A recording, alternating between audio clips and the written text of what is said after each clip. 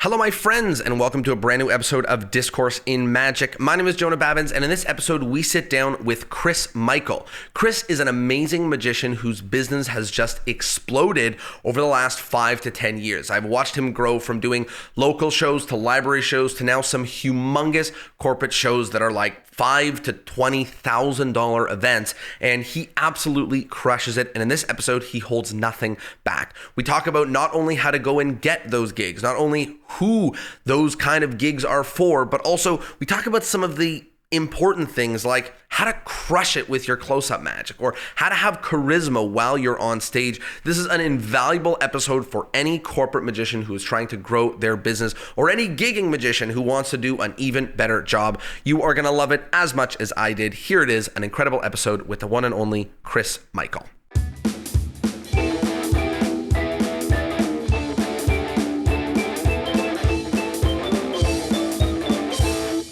Hello, my friends, and welcome to a brand new episode of Discourse in Magic. My name is Jonah Babbins, and we are here with Chris Michael. Chris, how you doing? Doing really good, man. Just excited to be on this. It's a long time coming, so this is cool for me.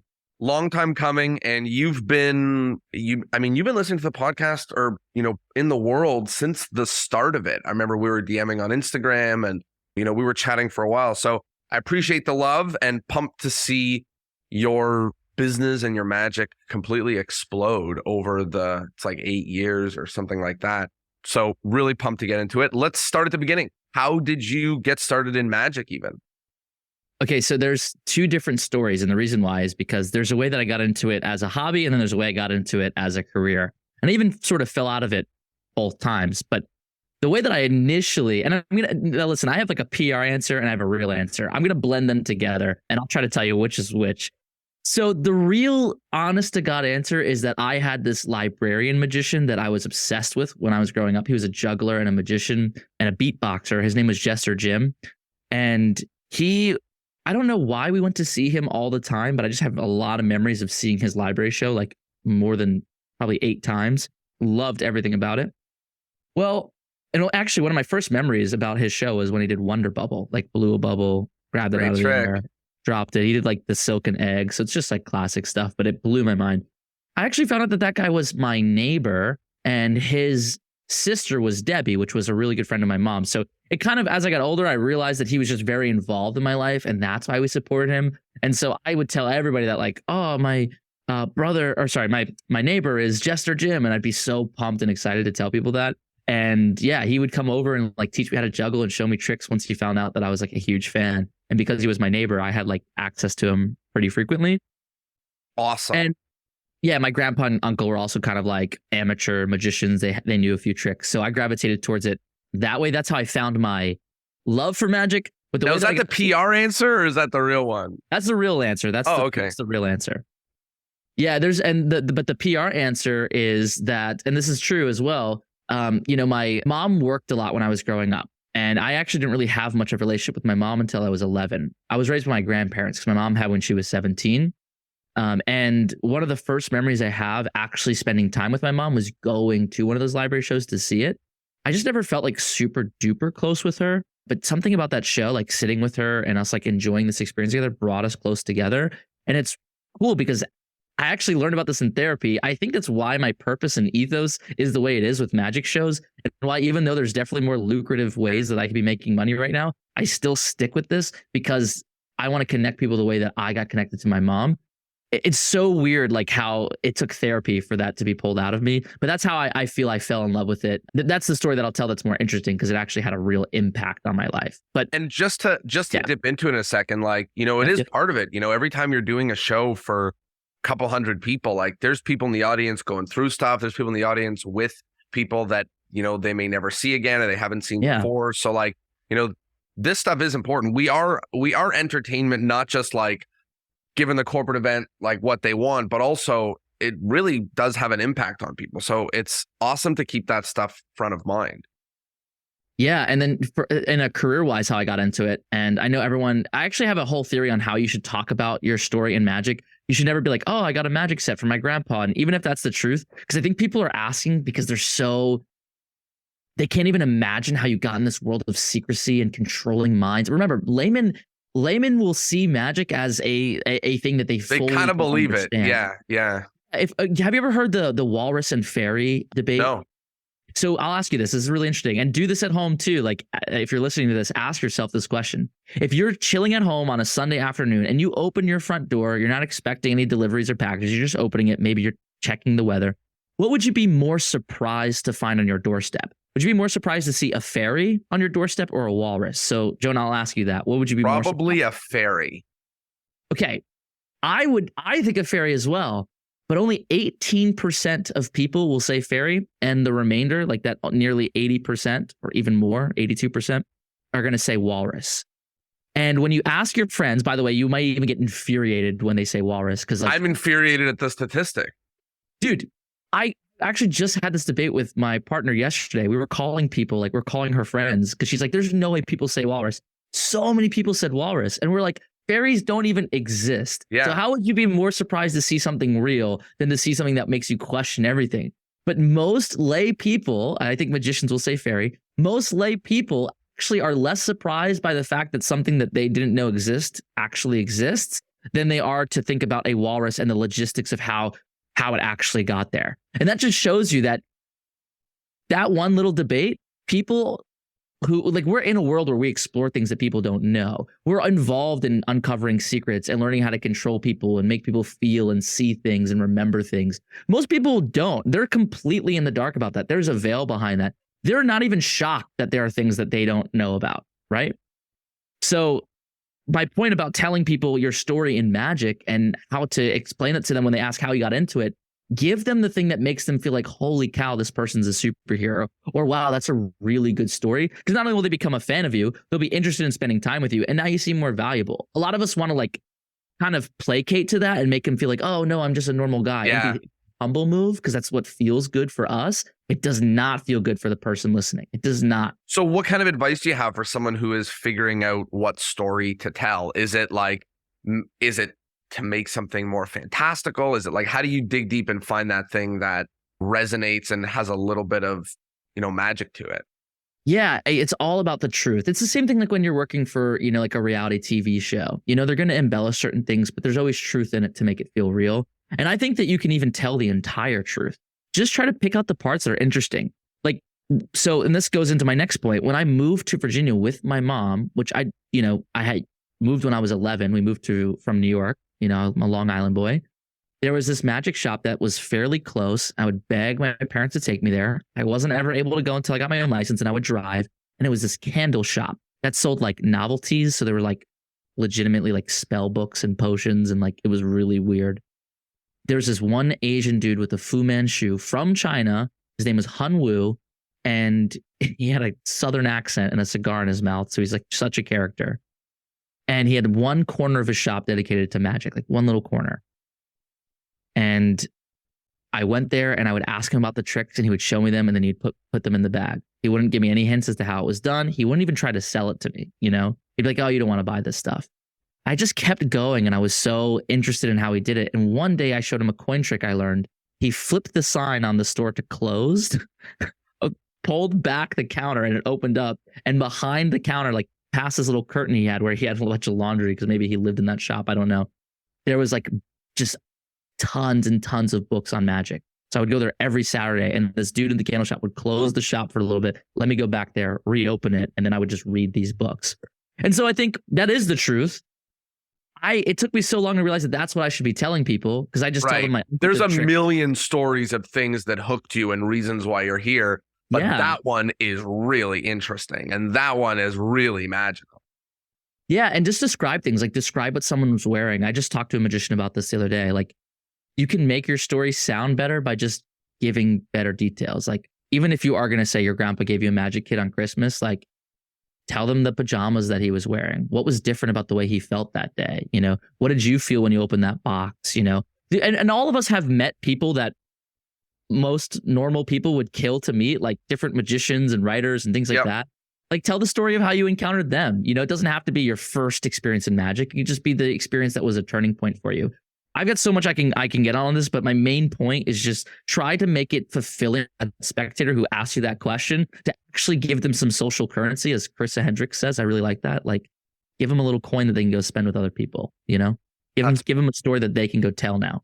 That's awesome. And, I think that all of these things go into people knowing you and talking about you and remembering you and enjoying the experience of seeing a magician, is that they met somebody and that there's something fantastical about it. They meet somebody and they've got something they want to say. This guy, he learned magic because he went into this like weird little occult shop and he met this dude, and like, that's what they're going to retell. At the end of the day, people probably not going to remember the tricks. If they do, they'll remember one, maybe two. You do 20, they'll maybe remember one or two. They're going to talk about meeting a magician. He was amazing. He was da-da-da. And you got to give them some stuff that they can sink their teeth into that makes it more fantastical and magical. Yeah, so. I even sometimes talk about how like once I was at the shop and David Copperfield called the shop, but the shop owner thought it was a prank. So he like hung up on him. And then a guy came into the store and was like, "Did you just hang up on Copperfield?" This guy, Buddy from DC. And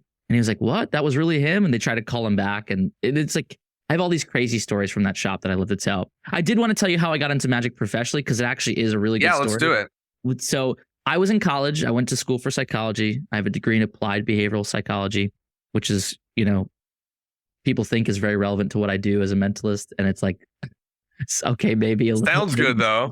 Yeah, it sounds good. Maybe it is. I don't know. But I was, I grew up very poor. My family didn't have a lot of money. So I got good financial aid to go to school. I was at VCU in Richmond, Virginia. And somehow after the first semester of school, my financial aid completely fell through. And I don't think it was my fault. And the reason I think that is because people who shared my financial aid advisor, a lot of them had that same problem. And my financial aid advisor was a handsome dude, long hair, like, big black beard, the nicest suits you've ever seen. Like he had this red suede suit that I like still think about. Look at you describing the way people look. Yeah. So good. Well, there you go. Yeah. But just to give the juxtaposition that after my financial aid fell through, basically 2 weeks later, the Kroger that was across the street from where I lived, he was working there. So I'm like, okay, 2 + 2 = 4. This guy screwed me, I had to get enough money just to even be able to register for classes. I had to pay off my existing student balance so that I can register. And that was a really scary time. I didn't know what I was going to do for money. I didn't want to borrow it from family. And there was a magician that would do busking in one of the big centers of town called Carytown. He would stand out there and make money. My friend Kenny saw him and was like, "You should do that somewhere." So I was weird about it at first, but he convinced me. I took a bucket from a hotel, like a champagne bucket. I got a waiter stand with a waiter tray that I turned upside down. I put a cloth over it and I went to King's Dominion, which is like a Six Flags or a Carowinds, depending on where you live, basically that kind of thing. And I set up and I went out there and I did tricks and I made honestly, I think I made like $400 the first time I was out there, which was awesome. Yeah. I went back the following day. My friend Austin drove me. So shout out to Austin, Kyle for that. I went back the following day, did it again, and security got me out of there pretty quick. They're like, "Sir, you're soliciting." I said, "No, I'm not." But they kicked me out. I looked it up. That's literally exactly what I was doing. And I hadn't gone back, but I was able to pay off that like $600 that I needed to register. In that following spring, like the beginning of the spring semester, I'm in a psychology class, like a pharmaceutical psych class, and I'm leaving. And this girl is like, "Hey, wait, hold on, wait. Have you ever been to King's Dominion?" And I was like, "I don't ride roller coasters, so I don't really like to go. Why do you ask?" And she's like, No. Have you ever performed there? You're a magician, right?" And I would do tricks around campus and stuff. So I thought that's what she was asking about. So I said, yeah, I do magic around here all the time. She said, "Well, listen, we've been trying to find you. We kept getting emails from people asking when this magician was coming back. We had no idea what he was talking about until not long ago, somebody attached a photo of her son being a volunteer with this magician. And I'm pretty sure this is you." And she shows me, and it's, by the way, a horrible photo. I'm like sweaty and I look terrible. And I was like, "Yeah, that is me." And she goes, "We've been wanting to have you come back and do our Easter show coming up. Would you be willing to do that?" And I agreed. It was a lot of money at the time. Like one of my first professional gigs was like over, $1,000 basically. Wow. I bombed so hard, by the way. Like I didn't even have a PA system. There was like 300 people. I was sunburnt. It's just like, it's so bad.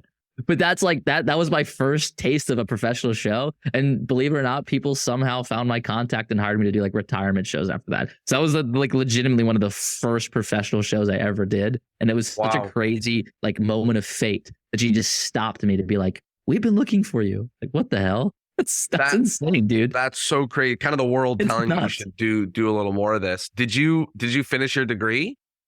Yeah, I finished school. I actually didn't even think I was going to do magic full time until by the time I graduated, I was like, the career I'd pursue in this, I'm already making more than that now. Because Yeah. that was my freshman year, right? So I had basically the 4 years to like develop into having a real career in magic. What was next? Like a lot of the times magicians talk about their other, magician inspirations or people in their club or community, or I mean, even though you get booked at a amusement park, it's still really hard to comprehend that Yeah. this could be a living and this could be something that you do.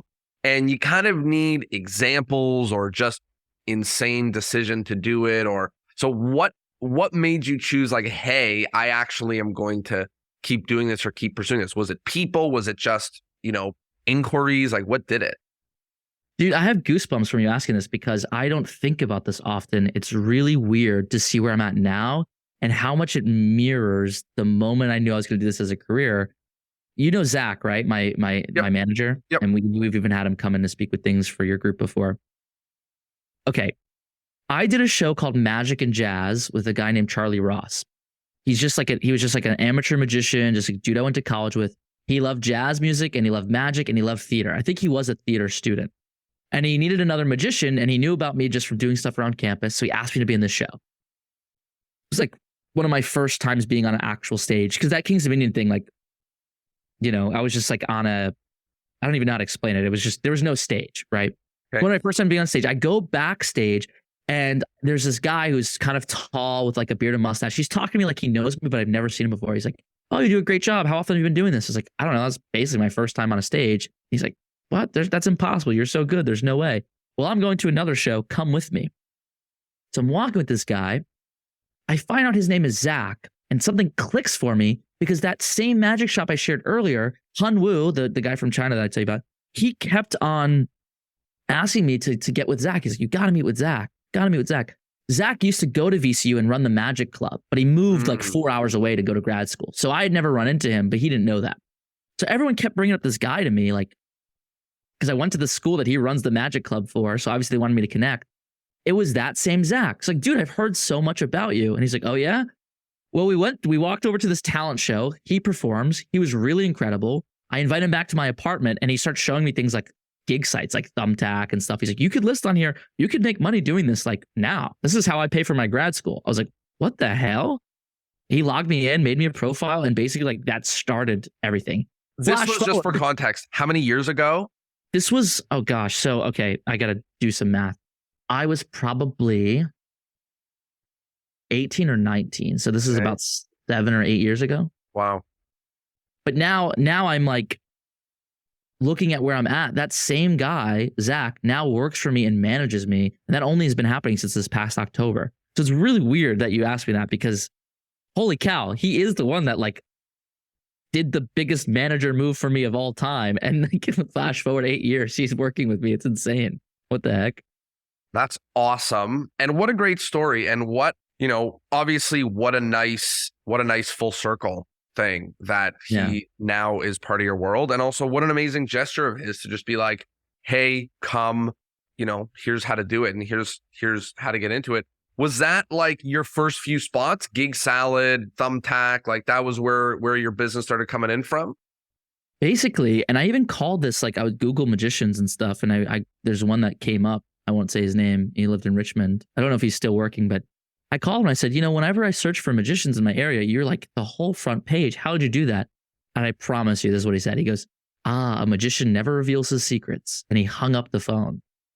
I was like, "What the hell?" So basically I had like a chip on my shoulder. And that was like my thing was, all right, I got to like replace this dude, which I did. I think, I mean, I don't know if he's still doing it. I've moved away from the area, but I like put him into doing real estate, which is great because he ended up making far more money anyway. So Let's make a jump to now. Like one of the things that I know you for right now is doing bigger events, both, actually the number of people and the magnitude of the event, but also like bigger dollar value events. How did that change start to happen? Because I think a lot of magicians are, that you sort of get what you can get, and it could be anything from, $500 to $1,500 gigs, some a little more, some a little less, whatever. But I think a lot of magicians, they end up doing couple weddings, couple company parties, couple house parties. You hear a lot of people being like, I don't like doing kids' birthday parties, but I do them. Like, I think a lot of the times it's this, like, you take what you can get. And some of the stuff you're doing right now is on a pretty big scale. How did you transition into some bigger stuff? And I mean, I'm sure there's still some business on Thumbtack and Gig Salon or whatever, but usually not the world's biggest events or the biggest events around the country are there. So how did that transition come to be? Okay. Discourse and Magic listeners, I need you to know this. When you hear magicians talk about things, especially when they've been in the business for a long time, and you like roll your eyes at it and you're like, oh, that's not true. If it's like a dude who's been in the industry for 20 years, you will always realize they were right. Always. It's like your parents. They say things when you're younger, you're like, yeah, right. They're always right. And magicians that are like, all your work is going to come from word of mouth, and your client base is basically just going to rehire you every single time, and you only need like a few good clients. And you're like, I'm just going to play the volume game. They are right when you hear that. And that's the same thing with me. I think that definitely is a part of it. It's really hard to describe what specific pivot point happened for me to do these higher paying gigs. I definitely have a couple I can point to, but just know that it's like, 8 years of just hard work. And I've constantly been raising my rates, constantly. Like, the moment I get too busy, I just raise my rates. And I've almost never had pushback on it. I also will say I do live in a super affluent area. I'm in Washington, D.C. area. And so like the money around here is just insane. Like, I'm paying $20 for like a cup of coffee here sometimes, it's nuts. And then they turn it to you to give them a tip. Dude, they do. Oh, it's, tip fatigue is a real phenomenon people are dealing with. I'm actually playing with an idea on this for a new show. But yeah, people are tipping less than ever because of that phenomenon, which is really cool. But not cool, but really fascinating to me. Okay, so some things that I think can really shift this for you. Obviously, you always hear mindset. That's such a big part of it. I'm not going to spend forever talking about it because that's everywhere online. But just knowing the value of what you do and why what you do is valuable is going to help you charge those numbers. I always tell people that if you're performing for less than $1,000, basically it's a non-starter, because if you were to take, let's say you're going to a ballroom to do a company party. Even if you're a kid's birthday magician, you've probably done at least one company party. Let's say there's 40 people, relatively small, in a banquet hall, and they're all people who work in like construction. Go out into the hotel lobby, find a complete stranger who's checking in, have them look in that room of people dressed up in suits with their plus ones, look at the stage and go, would you go up there and talk to them for an hour for me, please, just to help entertain them? They're going to say, there's no way you can make them do that. They will lose it's the most nerve-wracking thing they could ever do. And you're like, all right, would you do it for $100? No. Would you do it for $400? Hell no. Like, it would take probably more than $1,000 to get a random person to just even get up there for an hour to do something that's not even good. What you do is polished. It's just because it's easier for you doesn't mean it's worth less. It's actually worth more because it's easier to you. That ability to just speak in front of people is such a blessing and such a superpower that you should just be charging more than what you're charging based on that alone. And then factor in all the time that you've spent on stages getting comfortable with it. You don't just do it once, you do it like every single weekend. So what we do is just immensely more valuable than we can even wrap our minds around. Even like, to me, I see what people are charging in my circles, and I feel like I'm scooping the bottom of the barrel. Like, for a lot of agents, if you're less than $5,000, you're just in the $5,000 and less category. Like, you are just being compared with the guy who's $1,000 if you're charging $4,000. It's all the same, right? Like, I run a lot of events, I hire a lot of people. It doesn't make a big difference for me if I'm hiring somebody that costs $2,000 or if I'm hiring somebody who costs $5,000. Like, to me, that amount of money is insignificant. So it's like, it's not a huge jump for me. For a magician, they'll get nervous to charge an extra $500. Mm-hmm. So just keep that in mind, especially if you're in the corporate world. The amount of money that people are paying for things is insane. Like, I charged, a quick aside, but I charged, I think, $5,000 for this one event one time. And he had an AV team that came in. I think they charged like, keep in mind, they were doing the whole conference, but I think they charged like $330,000 for that AV for that conference. And one of the major things that he hired them for was my show.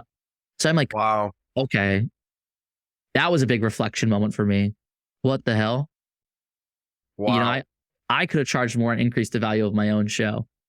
people will spend $14,000 on centerpieces for a table for just a brief moment of people to go, wow, this is so nice. Yeah. Where what you do, they'll literally like swear up and down, get out of their seats, laugh, they'll cry, they'll talk about it for forever. They're never going to talk about those centerpieces again. They just have a photo of it on their phone. So it's 14,000 for that, for like a big swanky event, versus 14,000 for something that like will blow their mind out of their pants. We're undervaluing what we do so much. Make sense? Yeah. So you talked about word of mouth. You talked about pricing. Anything else that you think helps propel people to bigger scale events?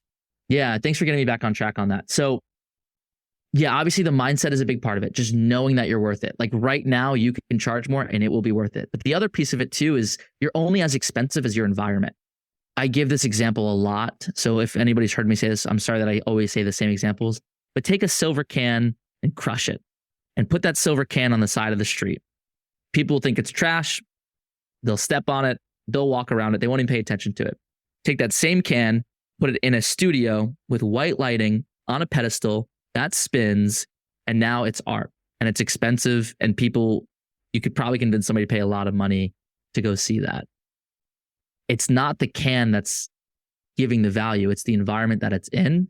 And so for the magicians that are like, hey, I just want to be easy to work with, I don't need the client to provide anything, that's ultimately a big part of the reason why you're probably not able to earn a lot from these events, because like you need to be in a place where you know that the lighting's going to be perfect. You know that the stage is set properly, that the room is attended to, that you have all your AV requirements so that you just look like $1 million when you walk out there. Because even just on stage presence alone, the way that the environment is when I walk out on stage, I don't even think that before I've even done my first trick, someone would look at that and be like, oh yeah, he would do this for less than $5,000. It just already seems like you would need to pay a lot of money to get that. When people come up to you after your show and ask how much that's worth, and then, they see something like at that scale, and you say, oh, $1,500, they're almost going to have like heartache over how cheap it is. They're going to be like, what? That's it? Just keep that in mind. Like really fight for what you want. Really don't cut corners on your production value. If you have to get there 5 hours early before an event, get there 5 hours early before an event.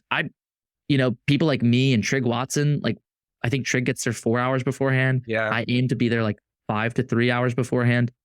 It's a lot of work, but we want to be able to get whatever we ask for price wise from the people who are in that room after the show is done. So part of it comes down to pricing. Part of it comes down to mindset. Part of it comes down to word of mouth and delivery and quality.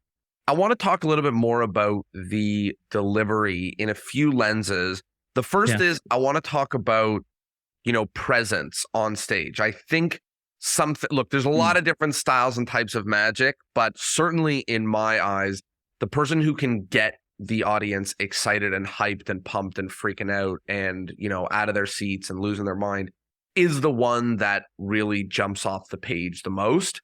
There was possibly a time for silent acts, and no hard feelings if like that's what you do. But for big, huge scale events, when someone's trying to bring the wow factor, really what they're looking for, aside from the magic being great, is charisma. Like they want somebody on stage that can bring the energy and bring the house down. What sort of advice do you have for magicians to have more charisma? And basically, we can talk about the tricks themselves, but I think the delivery is almost more important. What advice do you have to help magicians with their delivery of the magic? Yeah. So just know that my advice comes from a place of I've paid a lot of money to learn this stuff myself. And also I've just been on stage, like, at this point, thousands of times. And when I work with directors, like I'll give a shout out to Scott Neary, somebody I work with quite often. I contract him a lot to help me. I even consider him a part of my team. That's how frequently I'm working with him. One compliment that he paid me that I really loved was he goes, when you perform on stage, I can see all the rings. I didn't know what he meant by that at first, but he explained. He said, it's like when you cut a tree down and you see the rings and you count those to know how seasoned that tree is. He's like, it doesn't matter what you're doing on stage. Something about what you're doing seems like you've been there a million times. I think that helps. And it's not really practical advice because how do you utilize that? So I have taken a step back and tried to figure out what it is that makes you feel that way. Kind of cool because I just went to a baseball game recently and Carly Rae Jepsen like closed it out for some reason. She just like came out like a surprise and sang like Call Me Maybe and some other songs, which I didn't even know she made more music than that. So sorry to the Carly Rae Jepsen fans. I put a pin in that because what I'm going to tell you is something that Carly Rae Jepsen did not do that I think actually hurt her. That I think that all of us as magicians and performers should do. And that is clarity and self-awareness. For instance, if something goes wrong in the show, do not try to cover it up. Fully and wholly acknowledge it and leave no open-ended questions. Like, I don't have to do this often, but I think about it sometimes. If something were to mess up really bad and it was unrecoverable, which is rare, because most things we can recover from, I will tell them, hey, this is broken. It will not come back up later in the show. I'm only human, and I do this a lot. You guys are getting to see a really rare experience where something actually went wrong. So I don't want you to like focus on this. I want you to get your mind off of it. It's not coming back later. Everybody cool? We're on the same page? Right on. Because otherwise people think like, oh, I thought that was going to come back later. Or, hey, why did that table break in your show? What was that about? They think it's like a part of the thing, right? That's just the example off the top of my head. But the other thing that you can do is like time frame or why you're there. Sometimes having a mentalist or magician come out at a conference, people aren't even convinced that they should be watching that. Just like the most recent one that I did, I came out, the energy was just so weird. Like they also introed me in a really weird way, which I try to avoid, but I don't know, the circumstances were different. I came out and I just could tell they're like, why are we at the end of this day, we're exhausted, now going to watch this guy perform for an hour? You know, like we just want to have free time. And so I basically acknowledged it by saying, I don't know exactly what I said, but basically it was, hey, I feel that what I do is really fascinating, interesting. Not many people get a chance to see this kind of thing. And the company that you all are working for was kind enough to try to bring in an experience that I think will open your minds, inspire you. And ultimately, when you share that experience, you guys will you'll bond.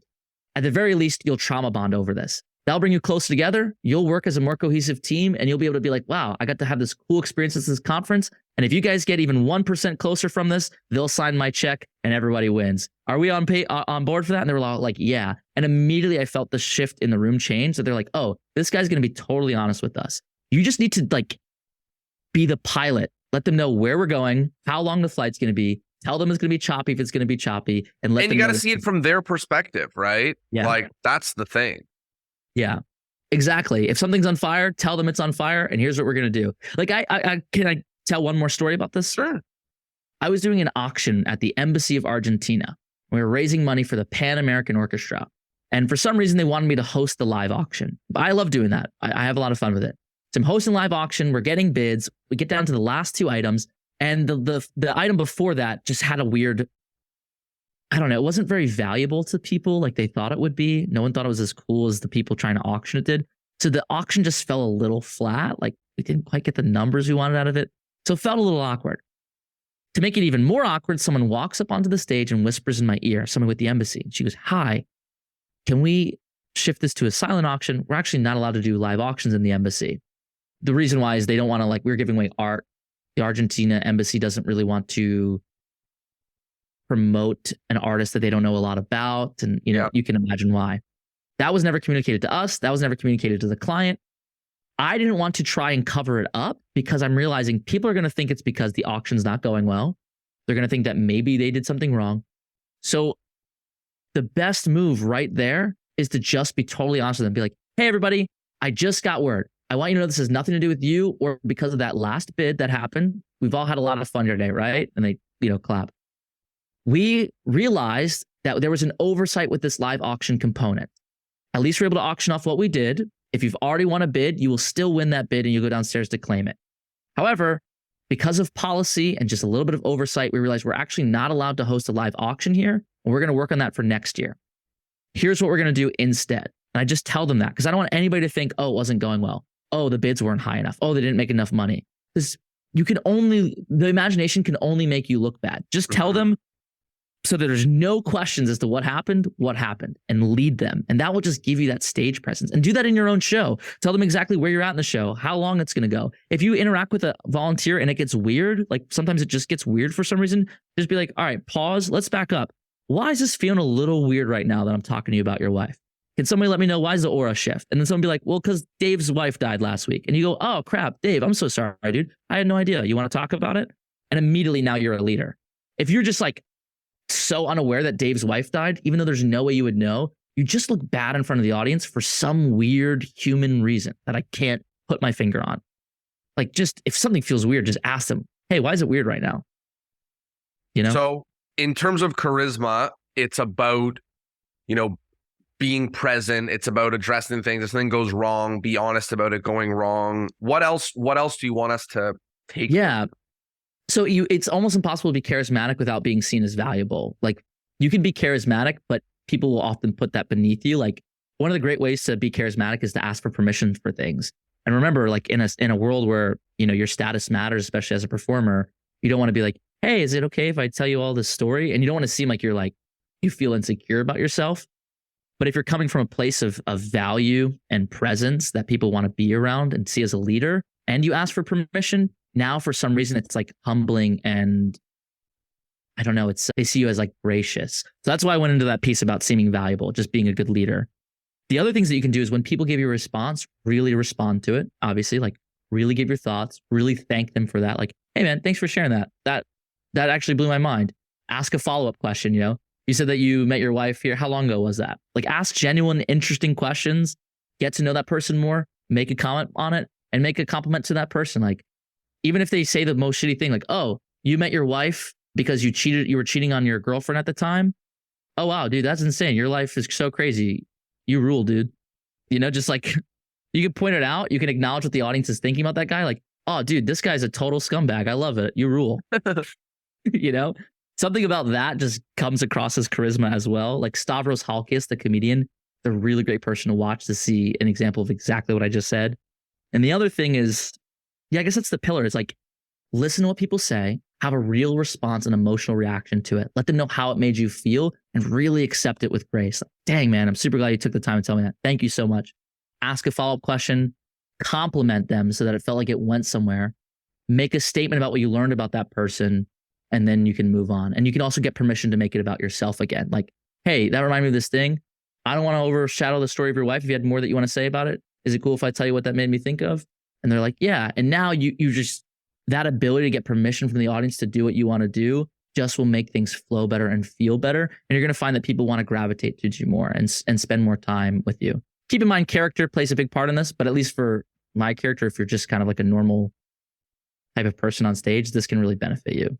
It sounds like a lot of it has to do with being authentic and being present. Like, I think we forget about that we're like a human being up there and not just doing our lines and doing our bits. And we have so many bids from and to the audience for connection that we need to grab onto. And that could be someone saying something about their wife. That could be a funny response. That could be someone acting weird or off or amazing, or, someone else acting with a lot of excitement and passion. Or, before you go up, the CEO could have made a long and dragging speech, or he could have made a really emphatic speech. And like, we have a lot of bids of things that if you're present and if you're attentive to, you can connect with the audience and help them get out of the, what the heck am I doing here watching the show zone, and, them really be present and live with you as well.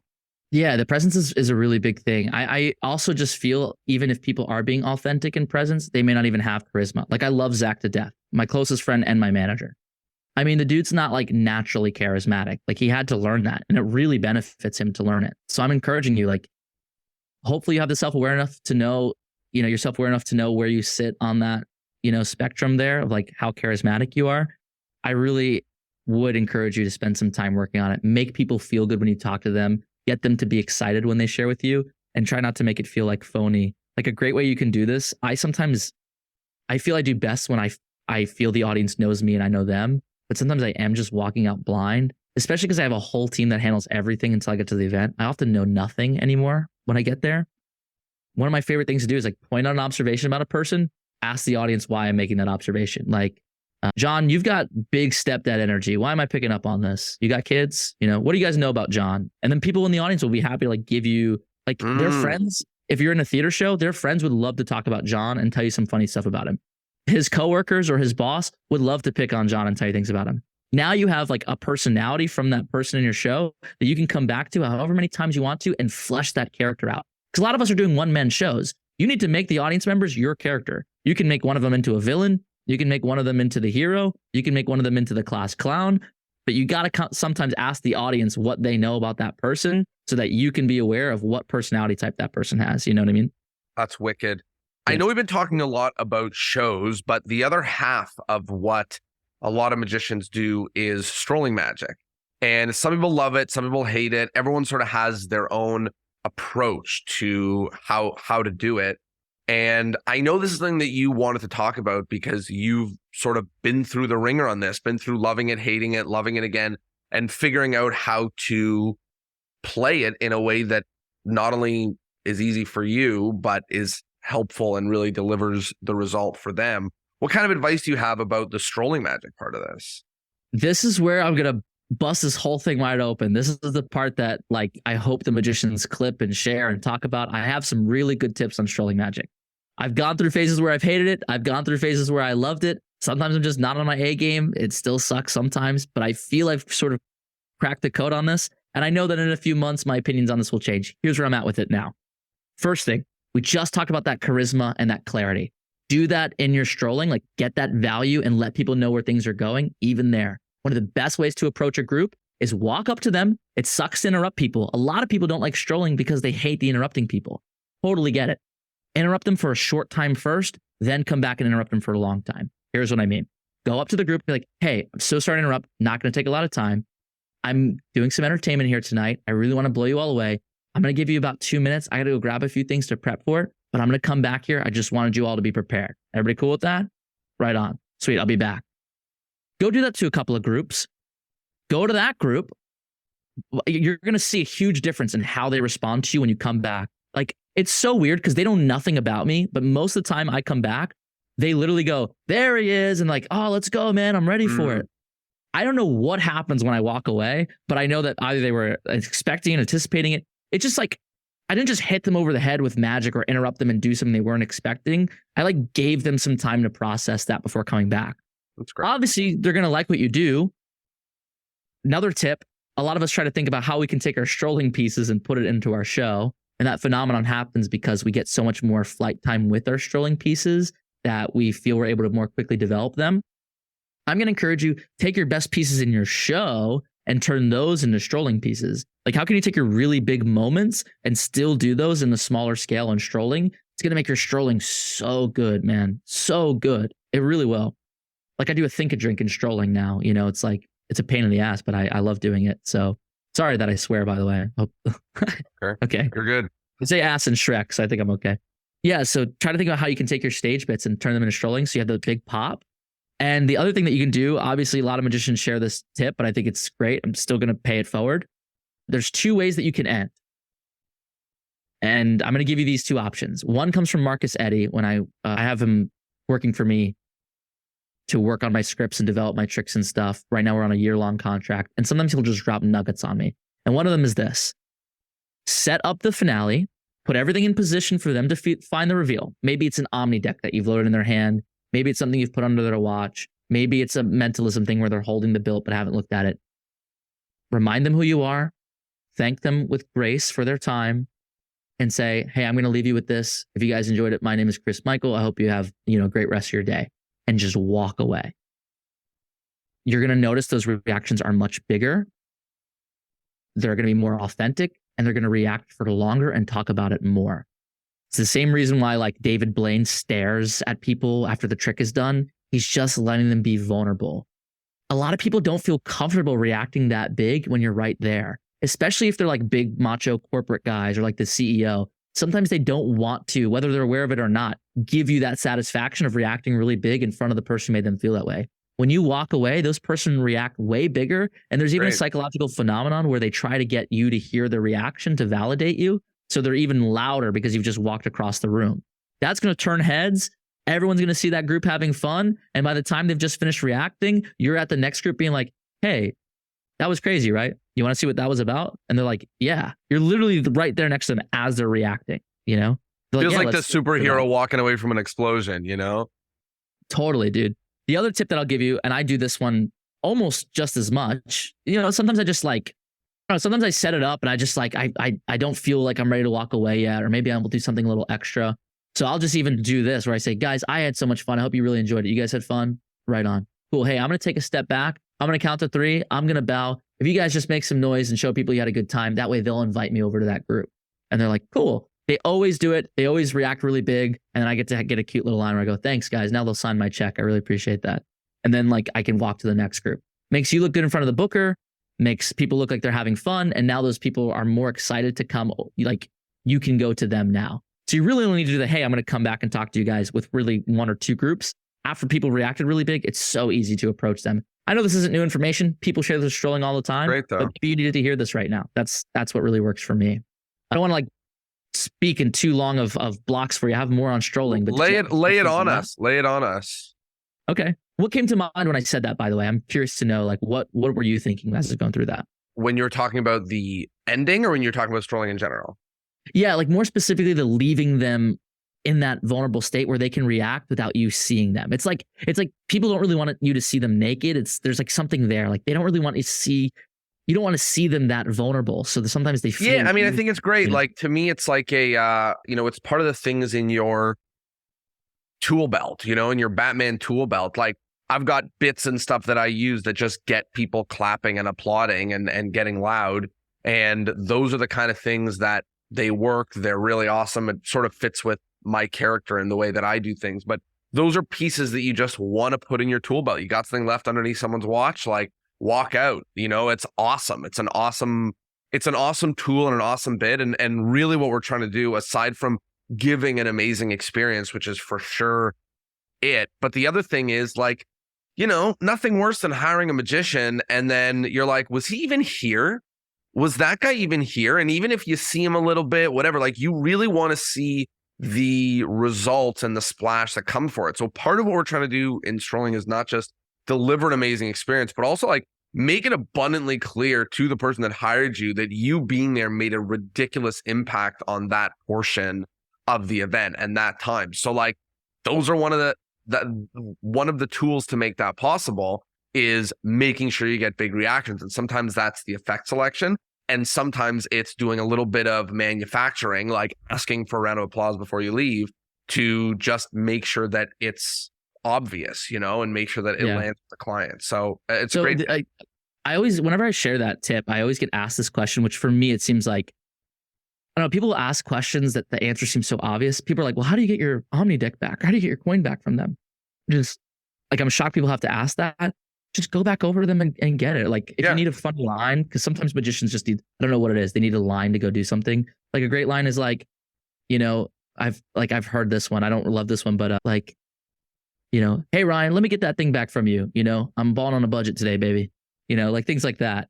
Or like, hey, I'm working, this is the salt for the margaritas. I got to grind that up later. I appreciate getting it back to the bartenders. Yeah, anything. The Omni deck. Yeah, anything. But this is actually leading me to a really, really good tip. You do not need to do that much magic in strolling magic. Really do not. You can breathe and like, the relief. As long as people are having a good time because of you, your fee, you've earned it. You've earned it. What I like to do is get that big pop, go to a couple of groups, do my thing, but I'll always go back to that first group, collect my stuff from them, and just be like, wasn't that crazy? Like, what did you guys realize? And they're going to tell you, they're like, oh my God, he lifted his hand. The deck was clear. Oh, he had an X on his hand, whatever, you're doing in strolling. They'll tell you about it. They'll like glow about it. And then you have a chance to now bring it back to them and be like, yeah, so what's up with you guys? Where are you all coming from? And now they trust you. They like you. And you can just have literally a 5-minute conversation with that group. That's a chance for you to network, to sell your stuff, to make relationships. You find out a guy who owns a restaurant. Oh, dude, I would love to get your email, man. If I'm ever in town, I would love to come by and say hello. Now you just got a free meal at a restaurant in a new city. Like I love to collect my connections and I cash them in all the time. That's how you're going to find it. That's how you're going to build your success and you're going to build your network. Talking during walk around will book you more gigs than magic. I promise you, because it's like, I want to talk about some of the logistics of those things. So the first is like, really, you finish performing and then you say something to the lines of like, so tell me about you guys. You start asking about them. Is that the idea or is there something that I'm missing? Yeah, basically like, so tell me about you guys, or just, ask a question about something you observe or something somebody said during the thing. Like, hey, when I asked you to think of an important person, like clearly Kim was the first person that came to your mind. Why was that the person you came up with? Or did you think of somebody else first? Like, get that information from them. He says, oh, I went to elementary school. Did you go to private school? Just start that conversation that way. Also, Yep. Go ahead. Yeah, go ahead, Jonah. No, finish on this point because I have another question. No, because I think you're going to touch on it here. So let me let you go. Well, a tactical question that I have sort of my systems for, but I think, you know, when I interviewed Bill Malone, he said something similar about, gigs coming from other gigs. And Yeah. sometimes somebody asks you when you're doing walk around magic, they ask you something about like, hey, like, do you do this kind of thing? Whatever. Maybe you get someone's info, you get their card, maybe you give them your card. I like to get people's info so that Yeah. I'm not lost in the ether. But what do you do from there? If someone says, hey, like I run a restaurant, or hey, like I'm having an event coming up where even if I'm not at some point, like I'd love to hire you. What do you do from there? Do you go home and email them? Do you call them? Do you put them on a newsletter? What do you do?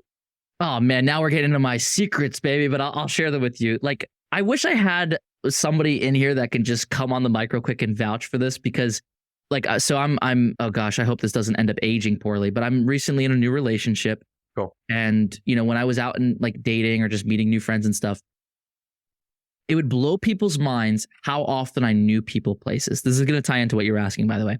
Like, it would blow their minds how often we would go to a restaurant and then the waiter would come over and be like, hey, your meal's covered. Like we took care of it. Don't even worry. And I don't even like, I'm like, whoa, that's crazy. How often I go out and get to like skip a line or like a sold out show, I'll like get tickets to it. I feel like I have a quote unquote guy for everything in any city I go to.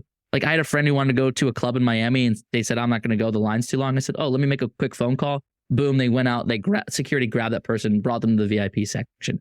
The only reason that happens is because of these conversations I'm having and strolling. I want so desperately for people to not know that because I want them to think that I just know everybody in some like cosmically magical way. But I just remember what people tell me in strolling. I will get their number and I will find people want to be valuable. People want to be a good connection for you. They want to feel needed or have a purpose. When some dude says he owns a restaurant, get his number and tell him, hey, I want to reach out to you and just, dude, I'd love to come to the restaurant. Check it out. We should catch up. Like, and then actually do that. That's where what most people are missing. Call the dude, be like, man, that gig was crazy. Like, what else did you guys end up doing? Just become like literally become these people's friends. That's all it is. If you have the time, which you have to make the time, be these people's friends. I cannot tell you how it's almost indiscernible my clients from friends. Like I'm actually going to go see one like after this podcast. Like I tell people, hey, I'm going to go hang out with a friend today. It's actually technically not true. I'm just going to hang out with a dude who's hired me like 6 times. We're just going to go like, BS around and, go get a drink. When you get that email from somebody, which by the way, Jonah's correct, get their information. Don't just give them yours. Like a business card will almost never create business in that way unless you get theirs. That contact is hot. They want you to reach out. It's going to feel good when they do reach out. And you know this because how often do you give somebody your card and then you never hear from them and it sucks? How often do you give them your card and then they reach out right away and it feels good? They're the same as you. They give you your information, like hit them up, make them feel good and then keep that connection hot as long as you can. Like you have permission to be a person with them. So just do that. So typically my process is to like try to befriend them before I even try to get any work with them. And I'll try to see them outside of a work related thing at least once, or at least have like a good phone call conversation with them about crazy, whatever's going on. Like actually just telling Zach that I called a client, dude, I hadn't talked to you in a long time. And I need your honest, like unfiltered, unhinged opinion. Trump getting shot, conspiracy, or is the universe really this crazy? And he went on for like an hour about it. And then, now we're talking about business all of a sudden. So yeah, just get their information, actually talk to them, really create that relationship. Don't worry about trying to get anything out of it in the beginning. Is there a way, like obviously I know you've got some sort of organization or CRM or spreadsheet or something like that, but do you log all of these people and the stuff you know about them into something? Is that what goes on? Yeah. So, I'm not a one-man show, which I'll encourage everybody to just start growing your team. You will just like, it's almost a paradox. You may not have enough money to hire somebody, but unfortunately the way to make enough money to hire somebody is to hire them. It's kind of a catch-22. Growing your team is just really valuable. I don't actually deal with a lot of the booking and business stuff. Basically, once it gets to that point, that contact knows to reach out to Zach. Like I'll have a friendly conversation with somebody I met and then it will turn to Zach. Because of that, I don't have a system to follow up and keep up with it, but I give it to Zach to log it in a CRM through Slack. So I take my Slack channel. We have a specific channel in there that's 4 gigs because he knows I need to just get that out there quickly so I don't forget my things about that people.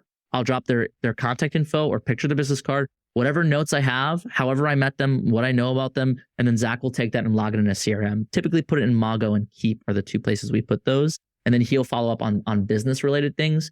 But I think Zach also knows that typically I'm going to try to create a relationship with that person before he moves in on it. Cool. And just like I said a moment ago, not to repeat, but it's important. As soon as the conversation starts heading towards the business direction, I'll tell them, hey, Yanni, look, man, I don't even handle the business side of things. I'm just here to hang out with you. I love this idea of doing this event. Can you reach out to Zach? And I'll just put them in a group chat together and be like, hey, Zach, Yanni said doing this event. That way I'm never the business guy with these guys. I'm just their friend, you know? Last major thing, or I guess two other things, but last major thing or second last that I wanted to talk to you about is team. One of the things that you've done that's honestly really jumped off the page and impressed me, and I think that a lot of magicians should do, is hire help. And I'm talking both about hiring full-time people to manage things in your business and hiring projects and hiring people to consult on your shows and on your magic and on your scripting and on your sales and stuff like that. I would love just a top-down look on who, or if you don't want to talk about who, what things you have hired people for, starting at the one-offs maybe, like, hey, all of these people I've hired for shows and scripting and sales, and then what your actual team looks like right now and how that looks in the day-to-day. So there are people that I consider a part of my team that are outside of my core team. I actually just went over this yesterday with a friend, so it's cool you're asking about this. I'm primed to talk about this. My core team is me and Zach. So Zach is, in a lot of cases, my agent. Shady, who lives in LA, is my business manager. On paper and legally, that's their job description. Shady also handles business development. So if we need to scale and hire more people, Shady, he'll come in and he'll help us decide what path to hire people from. He'll make recommendations of how to do that. He'll also give us financial advice on how to scale. He'll give us advice on, new marketing channels. So Shady is like business development. And that's where that management piece of that also comes in. He just gives me general life advice. He's helping me buy a rental property right now, which isn't strictly an agent's job. So just for clarity, like Shady is advice and who's the other one? Business growth. So if we're scaling or trying to bring a new branch into the business, hire an accounting group, hire a new assistant, he'll handle a lot of that. He just helps us scale. That's what he does. He comes in, he helps us scale. Right. He'll also give us really, really big gigs. Like that's the thing that, he'll do as well. Yep. But those are few and far between. And then Zach is my agent, where he's more going out and trying to find me gigs. He's also picking up the phone when the phone rings. He's negotiating contracts. He's handling a lot of that type of stuff, giving out proposals. So that's his day to day. We have Aaron Rosas, who's actually a guy who came to one of my events, saw my show, was so inspired by it. He literally emailed us and said, I will quit my job to work for you. I want to work for somebody like Chris, which was really cool. We advised him against quitting his job, but he did anyway. And we've hired him and he's been kicking butt. He is our business operations. So basically, we don't want to call him an executive assistant, but he does handle the communicating with clients, sending out W-9s, handling paperwork. When you have an S corp like I do, there's just random little business things to check in on. So he's handling all that. And are these three people full time with you? Yeah. So Shady's not full time, but there's definitely months where he is. He's on a contract with us, right? So he just charges us. He bills us for his hours. It's very expensive, but totally worth it, because even just an hour of his time working on something unlocks a whole scope for our business, which is good. Yep. Aaron is full-time. Zach is full-time. I'm full-time, obviously, as well. We have Scott, who is on contract with us. He's an independent contractor, but he works with us a lot. He does branding and our image and messaging, and his wife helps me with my styling. So she's my stylist. So he handles anything that has to do with our image. Michael Eaton, shout out to him.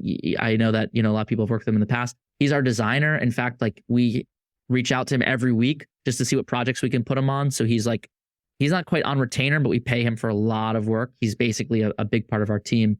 He's basically under the Chris Michael umbrella, but you guys can hire him too. He's great. And same with Scott Neri. Yeah. Yes. Oh yeah. Same with Scott. That's whenever I say I'm on contract with somebody, you reach out to them. Marcus Eddy, who I have on contract for 1 year, but is still available for hire. He's my actual creative director. So he handles things in the show, and he busts his butt for me. He's working really hard. He does a lot of that creative stuff. I'm almost done. I think, oh, Rowan, we just hired as well. We hired a new accounting person. So they handle a lot of our like going through the books, getting our vendors paid. Like that's a whole full-time job in and of itself. They're not full-time. They're just a part of an accounting firm. But right now we're definitely their major project. And, you know, Got it. with anything with accounting and, you know, tax season's a big time. So yeah, that's, I think that's our main team. There's definitely more niche people that we use occasionally. Like Daryl Morgan is our video and photo guy. Yeah. What about any other one-offs, like people you hired for a project of a show or a script? God, so many, man.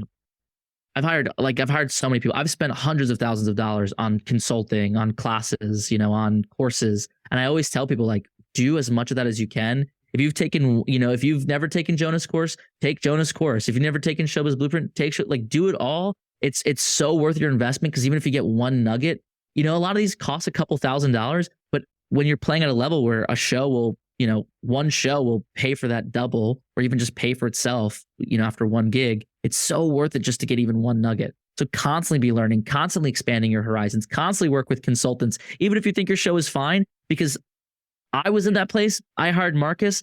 His philosophy and thought on some of the magic that I do shifted my view on my career entirely. I did not expect that. Just, I'm telling you, it's not a waste of money. It's just so useful. Like it's like paying to go to college. You know, my take on this is find the people that resonate with you and hire the living crap out of them. Because in our industry, even just talking about magicians, you know, it's America. Everyone's available for business, even if it's not America. Like, pick a magician you love and say, I will hire you to come to my city for 1 week and work with me on this show and make sure that it's amazing. Ben and I flew Aussie Wind to Mexico and spent a week with him working on our shows.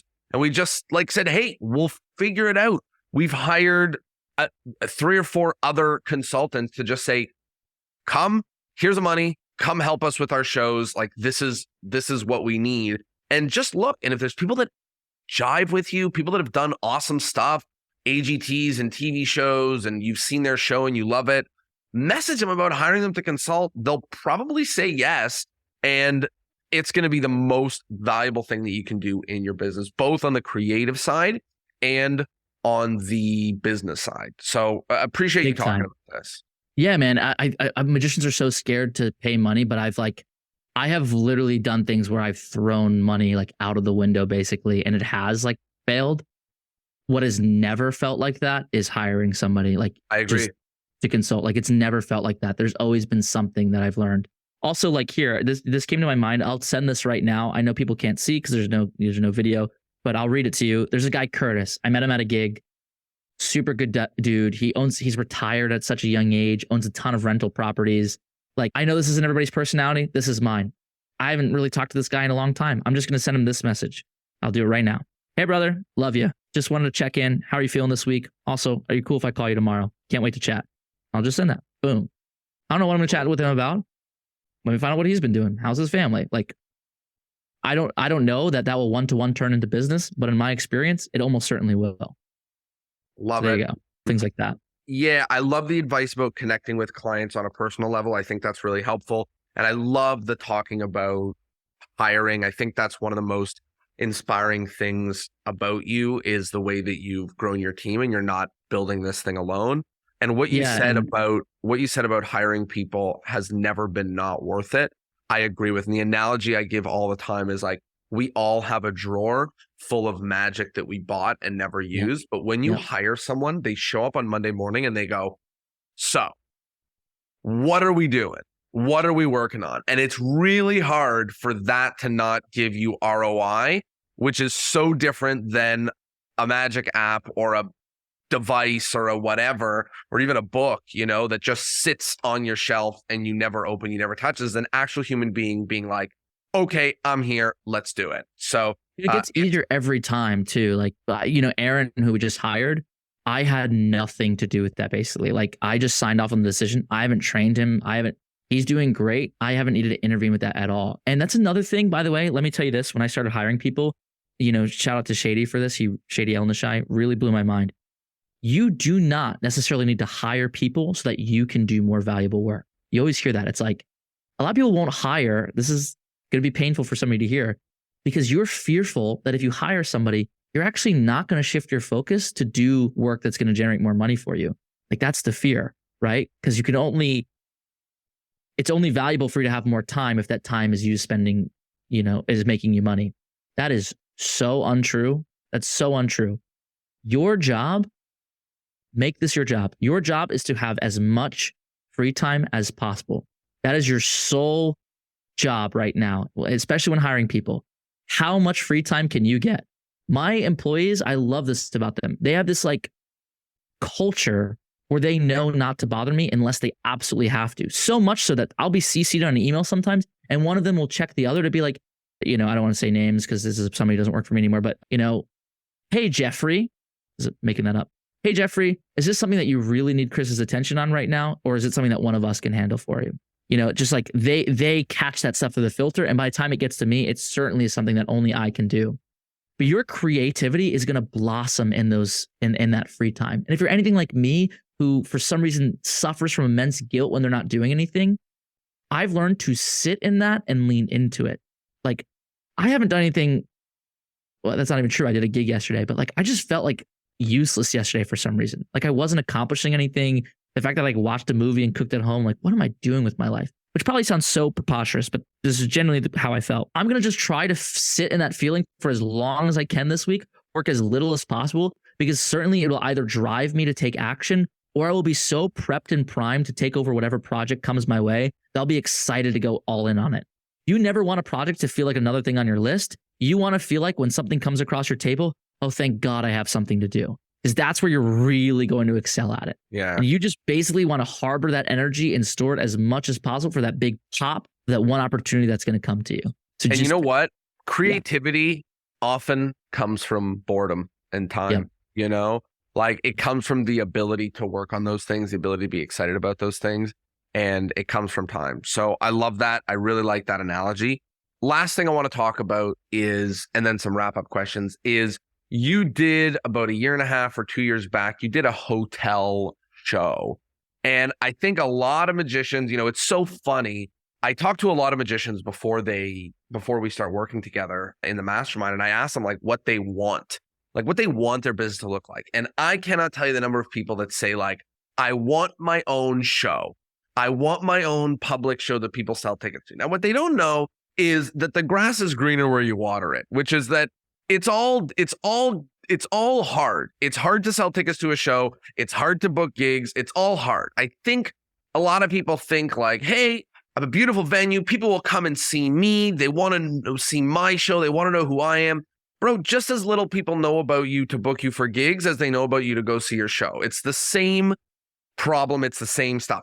And yet, and still, it's something that people really want. And I do a lot of public shows. I have not yet done public ticketed shows in a hotel, which has this sort of gravitas. A lot of people look up to Steve Cohen and what he's done. There's a few other really awesome, magicians who have a show in a hotel, which depending on the scale of the hotel, it could be something that really feels elite and feels high end.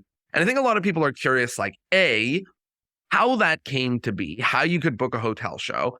And then B, this is more what I'm interested in. It's like, what did you learn from that process? Because obviously you don't do a hotel show every Saturday anymore. And not to say that it was bad or whatever, but obviously you're like, okay, this was fun. This was a good experiment. This isn't how I'm going to spend my magic career. So how did it come to be? And what did you take from the whole thing? Yeah. One thing I'll tell you is, we talk about strolling, meeting people, finding out. You're going to find a lot of people who work in hospitality or own a hotel or close with one or manage one. Just if you're in that corporate world, even birthday parties, right? Like you're going to talk with parents who do that. I would almost tell you that if you're not thinking about it, but you're somewhat interested, like it's not an active decision right now, just start having your ear out, sort of manifest that you'll run into somebody like that. Because again, if they just saw you at a gig and really liked it, there's a good chance that you have a much better likelihood of getting that hotel on the hook when you've met somebody organically, right? People love to do business, especially I hang out with a lot of like affluent people. They love to do business with people who they think they've just kind of organically came across. So that's my one. I'm just going to kind of, before I get into all the questions Jonah asked, I'm just going to kind of float that out there. Manifest that you just bump into somebody, because that is how it happened for me. And it made it so easy. I was at a private party, like a 40th birthday or something. And I did my show and they loved it. And this guy found out he owns a hotel. I asked if we've ever seen magic at a hotel. He said, yeah, he went to the Ace Hotel and saw Dan White. And I was like, he was like, oh, I'd love to do something like that. I was like, I mean, you just met me. We can. And it was like, he was fired up to do it. Now he owned the hotel. So it was like a really good, meeting. One thing I'm going to tell you that I learned from that, and I've given this advice to other magicians, if you're pursuing a hotel show, one of the things that you can do that I really like is you can, listen, I know you may have families or kids, and you may not be able to do this that frequently. Can you offer to just fly them to New York or drive with them to New York or whatever? Take them to go see Steve Cohen, take them to go see Dan White, take them to go see Drew Murray's show, if that's close by to you. By the way, shout out Drew. He's pivotal in helping me grow my hotel show. He helped me a ton. Love you, Drew. Yeah, go take them to see one of those. They can have a really good time. And when they see the environment, they see the reaction, they see how good it is. Obviously, do the courtesy to let the magician know you're doing that, by the way. You're going to have a lot easier time convincing them. And who's going to say no to like a free trip to New York where you pay for a flight and a ticket for them to go have like dinner and a show with you? That's super cool. I would totally do that if somebody offered to pay me to go do that. So that's a great way that you can get your foot in the door. A little like super secret tip, because I think a lot of people have trouble even getting somebody interested. But you do need to know before you go pursuing this, Jonah is completely correct. It is not easier to do that. In fact, I would say that it's if you're not in that world, significantly harder to get into that. It's also something that you might want to just pursue if that's your artistic vision. Like the show that I wanted to do, I wasn't doing it as a money move. It certainly was like lucrative at a point, but I really just wanted to have a show where it wasn't corporate. I didn't have to try to make people like me. I could say some things that were a little bit unhinged. I could do magic that I didn't feel I wanted to set up every time I got to a corporate event, that I could leave at this hotel and it just be ready to roll. It was an artistic thing for me. And I would mostly encourage people to pursue it if that's why you want to do it, not because it's going to be easier or, more stable, because you're still fighting for your life no matter what way you go as an entrepreneur. Okay. Keep that in mind. But a couple of things that I really, really like from this is knowing how symbiotic that relationship is, and that you can really load on the value for these hotels. A lot of good arrangements are the hotel doesn't take a ticket cut, but they make money on food and drinks for all the people you're bringing to the show beforehand. Keep in mind, that means you have to find a space that can fit enough people. But it's actually a really, really good arrangement. You can use a ticketing platform where when they buy the ticket, it asks them to make a reservation for dinner beforehand. And they can say things like yes or not this time, which another tip from Drew, never say no, because they'll just select no every time. If you say not this time, it seems okay that you ask them again later. So little things like that. And then, have them scan a QR code for the show to see what time it starts, or a little video, and then have that little page on a timer that after an hour will change the page. So when they bring their phone out after the show, guess what it says? Hey, Chris is at the bar right now getting drinks. If you want to meet him, go over there. You're going to sell that hotel more drinks. So there's all these little ways that you're making that hotel money. They do not necessarily need to take a ticket cut. The reason that benefits you is whatever cut they would have taken, 20, 30, 40%, you can now put that into marketing. And the magic number seems to be 30% of what you're going to earn from tickets on a sold out show should be applied towards marketing. And Facebook, reach out to Anthem for this, Anthem Flint. He can help you. He has a great philosophy on Facebook ads. Facebook ads still work the best for ticketed shows as far as I've seen. I think that that's still the way to go. So while we're on this call, I sold tickets to a show this week with Facebook ads. So boom. Yeah. Perfect point. And their AI tools are getting so good that you can actually do it fairly simply now. In fact, keep in mind, this will change probably by the time this episode comes out, because Facebook just does that in Meta. But right now, it's almost the less information you feed them on your ad, the better it'll perform, because AI will just figure it out for you. That's pretty neat. You could also do things like, one of the things I did that was really clever that I loved, and I'll get in a couple more specific things with this hotel. But selling tickets, we just geo-fenced on Google different locations that were similar, that were in the area, like within walking distance. And we found people who went out more than twice a month to certain bars that had the similar aesthetic or whatever. And we ran ads specifically to them, which was really cool, because we know those people spend $20 on a cocktail already. We know they hang out in that area, and we know they like that vibe. They're basically our audience. So we were doing stuff like that in order to sell out the show. And it's also a great opportunity to get on news too. You can promote something when you're, reach out to your news outlets. But in terms of having a hotel show, it's a little it's weird to me when people go and do their corporate show or the show they've been doing. It's such a new chance for you to take risks, tell your own story, do something a little bit more artful. And I really want to encourage people, please don't just plug and play your material. Have fun with that. That's going to be what's worth more than just the money you're getting, because you could probably book a corporate show and make the amount that you would on a sellout if it's a space that fits like 100, 200 people, like it's way less effort to do that even, I would say. Sure. So, use that to expand your horizons creatively. And I think you'll have a lot of fun, but definitely don't see it as a safety net.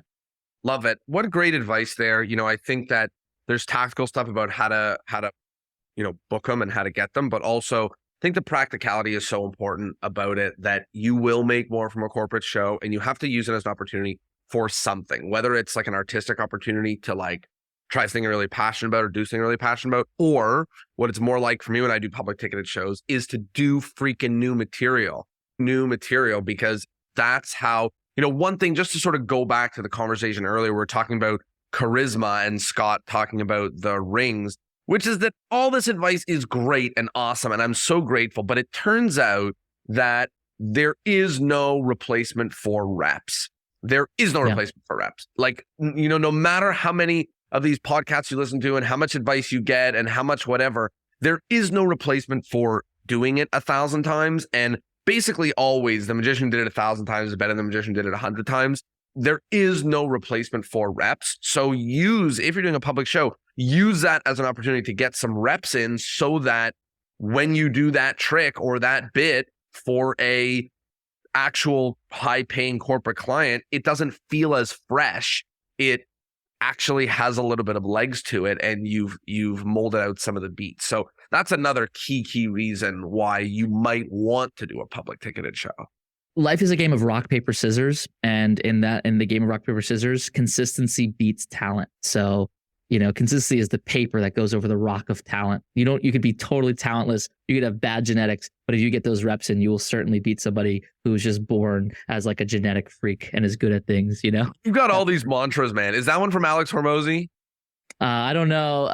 It's possible. I actually listen to him, so I may be doing that thing. I think it's in the end of his newest book, but I think I've heard it from somebody who's in our industry who also listens to Alex. So that cool. Probably tracks. Yeah. Cool. Also, love just to talk about why my hotel show didn't pan out. I loved it, but it was an artistic project for me. I did it through COVID, and there was two things that made it fell off for me. One was the staff had a big shift in the hotel, like the general management changed, and they were just like, there was just some logistics that made it tough for us. They were still willing to work with us, but we backed away because we didn't like how we were being treated by the staff after everything shifted, because the other staff loved us. We had great relationships. This one kind of treated it more like a nuisance, and we didn't like it. So we got out. But the other reason was I fulfilled myself creatively. The story that I wanted to tell, I had done it so many times that I was basically just going through it. I wasn't feeling it anymore. It felt so cathartic to do it the first 10 times. Once that was over, I was like, all right, I want to go do a new project. And it was beautiful to be able to walk away from that. That's another thing you'll get from a theater show that you probably won't get from a corporate show, because corporate shows are just a battle of variables. Yeah. You just do that every time. That's such a good point, man. Dude, love it. This has been freaking fabulous. Thanks for, putting it out on the table and giving us all of it. There's some wrap-up questions that we ask in every episode. The first is about modern magic. What's one thing you like about the world of magic right now, and one thing you don't like? I really like that we are using technology and using it more like openly. I love that. Like, I can't believe our digit gets the reactions that it gets. It makes me angry to my core, but it does. It's like double cross, but it's like technology. How the hell do people react to that? So I do really like that we're being more open about the use of technology, because people don't carry cigarettes and coins anymore. We carry our phones. I don't like how every time Apple has an update, all of my repertoire is like basically ruined. So I don't know what we could do about that. Thankfully, there's a lot of tech nerds that overlap with magic. I just trust that they'll save the day, That's awesome. Those are great. The next is the endless chain. In order to keep the podcast going on for eternity, each guest is asked to recommend another guest that would be a really good fit for this kind of conversation. The catches are A, I must have had not interviewed them already, and B, you have to be able to put us in contact. Who comes to mind? I have a couple of people. Have you had Eric Jones on yet?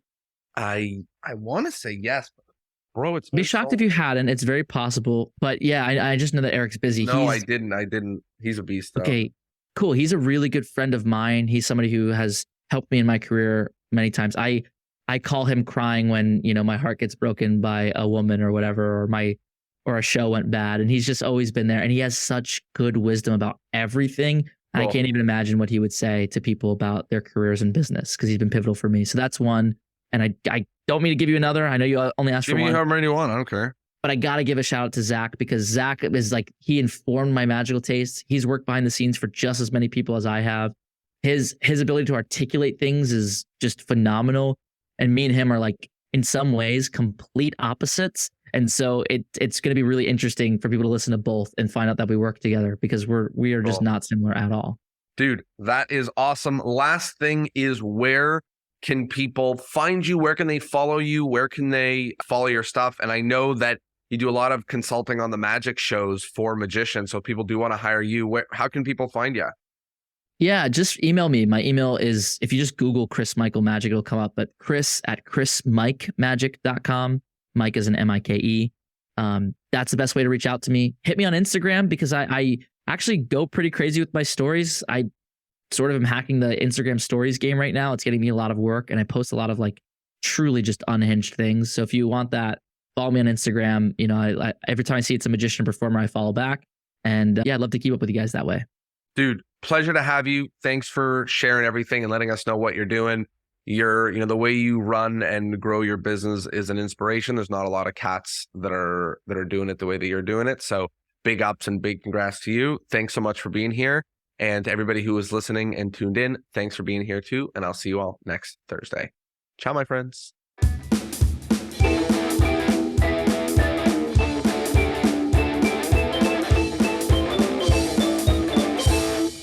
Well, there you have it. I hope you liked the episode, and I hope, of course, that you learned something. If you need help growing your magic business and getting more gigs, please, I encourage you to send me a message, magic@torontomagiccompany.com. You can say hi, hello, gigs, whatever you want. Put it in the subject line, and I will reach out to you and see if I can help. I hope you liked this episode. I hope you learned something from Chris. I know I did. Thanks for being here, and I'll see you next Thursday. Ciao.